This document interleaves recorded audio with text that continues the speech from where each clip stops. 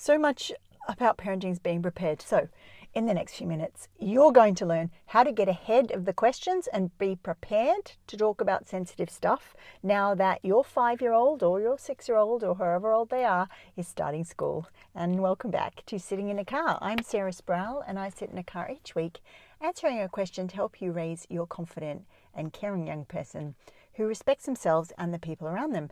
And the answer for this week comes from the growth pillar. Now, the growth pillar has all sorts of things that help us talk about age-appropriate topics. So it's the perfect pillar for this question, because if we're thinking about how to prepare for questions, certainly one of the main ways to do that is to understand what information children need and want and can understand at the different ages they are at. This pillar makes conversations so much easier because it takes the guesswork out of what to say. It also structures topics for different age categories. So we've got 9 pillars inside the Evolved Family Method, and each of them is broken down into conversations you can have for children 4 and under, 5 to 8, 9 to 12, 13 to 15, and 16 plus. So it's a one-stop shop for age-appropriate conversations with children about sensitive things.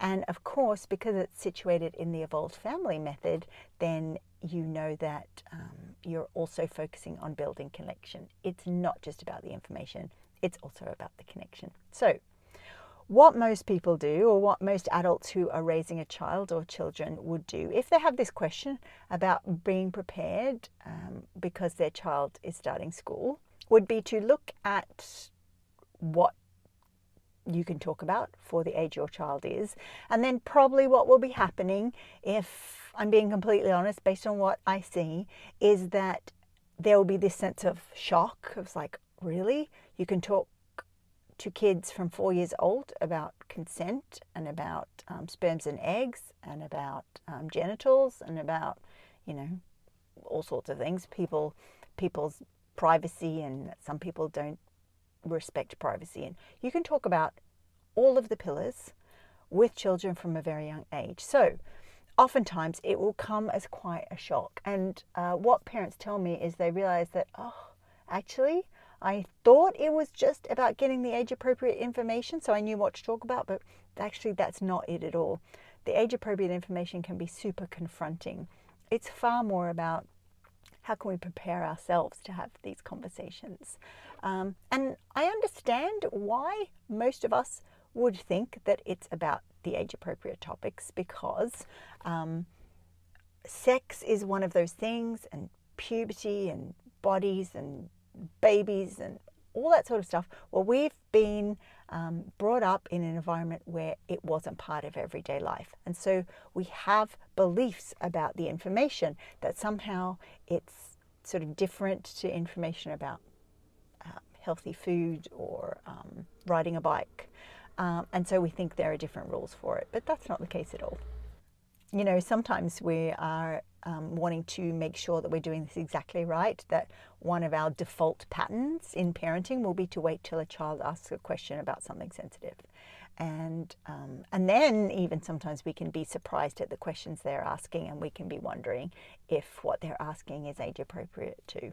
So this pattern of not being sure if something is the right thing to say to a child at whatever age they are, feeling very clear that we want to do this exactly right, and feeling worried about what happens if we get it wrong, would be an indicator that the courageous tongue-tied parenting effect is coming into play.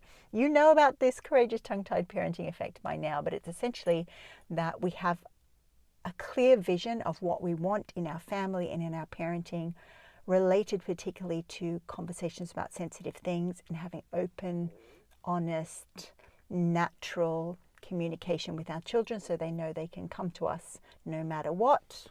They can talk to us about anything and everything. So that's the courageous part, the vision. The tongue-tied part is, though, that the skills that we need to realize that vision, we haven't been raised with those. We haven't developed them. We haven't been taught them in you know, in our general parenting books or a parenting course if you've taken a parenting course. So this effect, this courageous tongue-tied parenting effect, will cause us to maybe focus a lot on our child's innocence and feel worried about how do we protect their innocence and care for them. And you know, every parent who loves and wants the best for their child is absolutely going to want to protect their child's innocence for as long as possible. So let's talk about how to get ahead of the questions that might come up with your child when they're starting primary school, their first school. And let's move from functioning as a courageous tongue-tied parent over to getting the skills and the information that helps you build your evolved communicating family. Point 1. The first way to get ahead of the questions or to prepare for the questions is to remind yourself over and over again that sexuality, that part of our body, whether it's that part of our body like actually our genitals, or that part of our body related to our mind and who we're attracted to, or those parts of our bodies that are to do with conceiving new humans, all of that is, there's nothing special about it. There's no different interpretation of those parts of our body. They are the same as our legs, our hands, our eyes, our hair, our neck, all the other parts of our body, our digestion, our respiratory system, our sexuality, and those parts of our body related to it are neutral. They're completely and utterly neutral. So if you were able to talk to your child about lungs and how we don't smoke because what happens to our lungs, or our digestion and why it's important to eat bread with fiber in it instead of white processed bread, for example, if that's one of your things in your family, then it's also possible to talk about how our genitals are our own, and these are the names for them, and these are how we care for them, and these are the rules about them, just like we have rules about how we play with other children when they're coming over for play dates and what the rules are around the trampoline. It's just another part of being human. It's another part of parenting. There is no special rules or strategies you have to use for talking about sensitive stuff. Point number 2. But there are special strategies and rules for talking about sensitive stuff. And you're like, what, Sarah? You just said there wasn't any special rules. Because the fact is, our world has treated being sexual, like having sexuality as part of being human, as weird, different, something that has to be controlled, that there are right and wrong ways to do it, and if we do it right, we're good, and if we do it wrong, we're bad. And all these attitudes to sexuality has meant that those of us who grew up in environments where conversations about bodies and sex weren't talked about openly have developed beliefs about the rules for talking about sensitive stuff. And the rules will be, we have to do it right, we have to do it at the right time, we can only say a certain amount of things, we need to make sure we don't bother anyone else. If we do it wrong, our child will be damaged. One of the beliefs are there's a right and a wrong way to be sexual, which you might say, oh, but there is a right and a wrong way to be sexual, because like there's rape and there's like healthy relationships. Yes, that's right, but there's also right and wrong ways to eat food. Like we can eat too much food or not enough food, or too much fruit or not enough fiber, or whatever it is. But we don't have the same sort of fear and worry about getting conversations about food with our kids wrong. Now, we might worry about making sure they have enough to eat, and obviously that is the case. And we would also worry to make sure that our child has enough information to keep themselves safe. So I'm not talking about the fact that we wouldn't worry, because let's face it, we're all parents and we worry. I'm more talking about the underlying beliefs that make it inaccessible for us as an adult raising a child or children to be open and have information flowing freely in our family group. Building an evolved communicating family is exactly that, a family that communicates. And the evolved part is about the things that we can communicate about, the openness, the fact that there is no problem or question that you can't come and ask an adult here. There is no judgment, there is no shame. In fact, we welcome questions. And so this point too about how there are some strategies, the strategies actually are that we actively push away the beliefs that we've been given or that we've taken on over time about conversations about sensitive things and replace them with sexuality is a normal everyday part of life. People do it in all different ways. There's no one right way to do it. We're all different, and difference is awesome and makes the world a beautiful place. And that if we can be accepted for who we are, that allows our sense of well-being and our ability to stand up for ourselves and speak out for what is right, and say no for things that don't work for us much easier, right? And that all works for our children as well. So while sexuality is normal and, we can talk about it like anything else, point two is that, but there are some strategies that need to come into play, which is dealing with our awkwardness, reprogramming the ideas we have about it. Point number three, I would like to talk about Squick Factor awareness. Squick Factor awareness. Now, if you Google the word Squick, you won't find the phrase Squick Factor awareness because it's something that I talk about inside the Evolved Family Method. And I want to explain to you what it is because it's going to be super important in preparing for your child to start primary school. The Squick Factor is a developmentally appropriate experience that almost all children go through, which is when they get to maybe 8, 9 or 10, all of a sudden they are completely squicked out or embarrassed or horrified by conversations that we might want to have with them about sensitive stuff, particularly to do with puberty, bodies, kissing. Like one of the signs that the Squick Factor is well and truly kicked in is if you're watching a movie and someone kisses on the screen and your kid goes, "Oh, that's gross." That is a Squick Factor. So when you know that the Squick Factor is going to visit your child at some point, and when it does, it is going to make conversations about puberty and bodies much harder. Much harder for you because your kid isn't wanting to talk to you about it, and much harder for your kid because there is something inside their body developmentally. Parents don't make it happen, it just happens. That is sort of pulling your kid away from having conversations with you about sensitive things. So 8, 9, 10, around that age range. Once you know this, all of a sudden you can see why it is so important to have conversations early and often when your kids are younger before the Squick Factor comes into play. Because you've got, so let's see, the person that's asking the question, I would say their child, if they're in Ireland, their child may be at the very end of 4, about to turn 5, or around 5 years old going into school. So let's say that child, 5, 6, 7, let's say they get their Squick Factor at 8.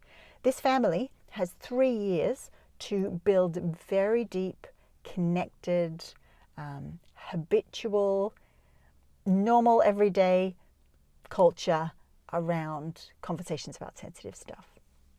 And so having this clarity that there is a deadline, you are on a deadline. If you want this to be easy for you and you want it to be easy for your child, then get in ahead of the Squick Factor kicking in. And so that's why Squick Factor is really important.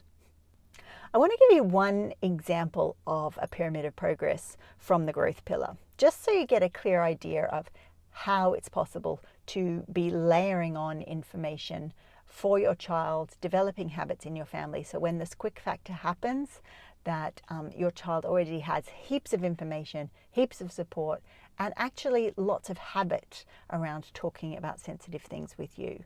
So I've taken, there's 9 pillars. I've taken one, the rights and responsibility pillar, and I am going to give you an insight or just give you an overview of what's included in that pillar if you want to talk to children 4 years old and under and lay the foundation for conversations about their rights and their responsibilities, right? So Here are some of the things you can talk about with a child 4 and under.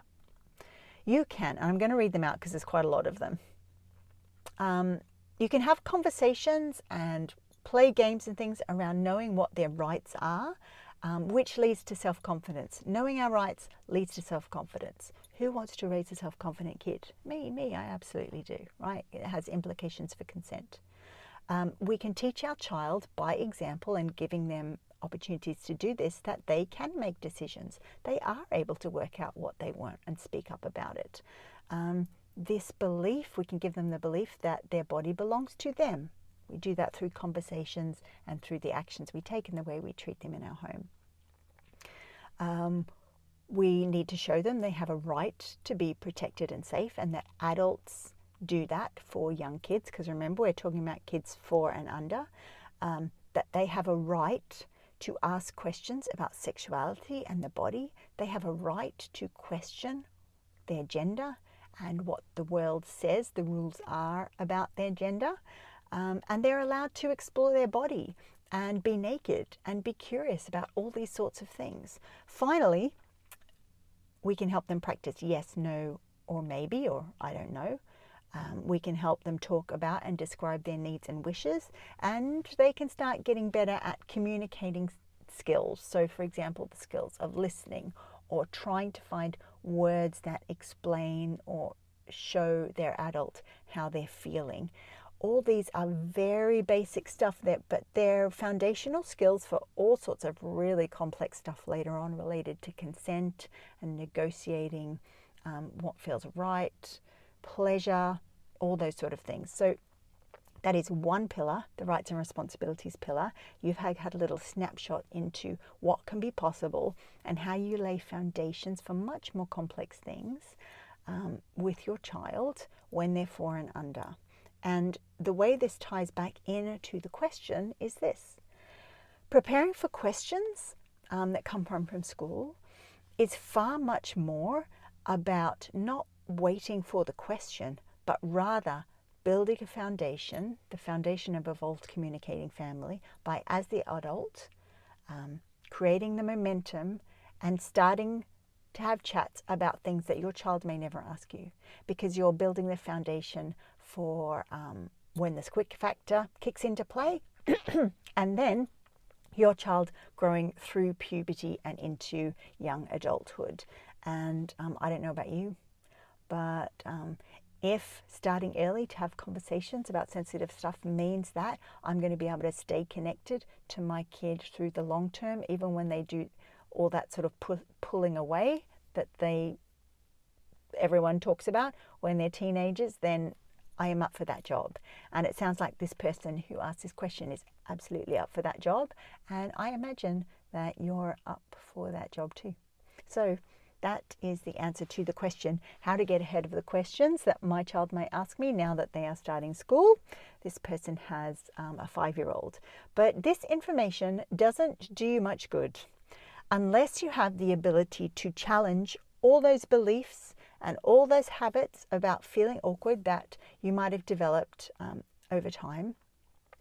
Your family that you're raised in loved and cared for you very much and did the best they could, but you will have taken on maybe some feelings of shame or anxiety around having conversations about this sort of stuff. And so a pillar like the kindness pillar, for example, inside the Evolved Family Method, which is purely designed to give you the skills and abilities and time to notice the things about your body and your nervous system that make this hard for yourself, and give you strategies and techniques to make it easier. And, you know, this is not a one and done sort of thing. This is a ongoing culture of care and compassion that we build for ourselves so that we can show up for our child in the way we want to the most. Now, the Evolved Family Method is something that I teach inside the Evolved School, and the Evolved School is currently closed. But if you would like to get ongoing support for this, and maybe you would like to get Sitting in a Car sent straight to your inbox so you don't have to keep searching for it wherever you come across it. So if you would like to do that, visit the link below, sarahsproul.com/car, and put your name down, and I can do all the work for you and deliver sitting in a car straight to you each week to make it just a little bit easier to get comfortable having conversations with your kids about sensitive stuff in a way that will build deeper connection inside your family. Bye for now.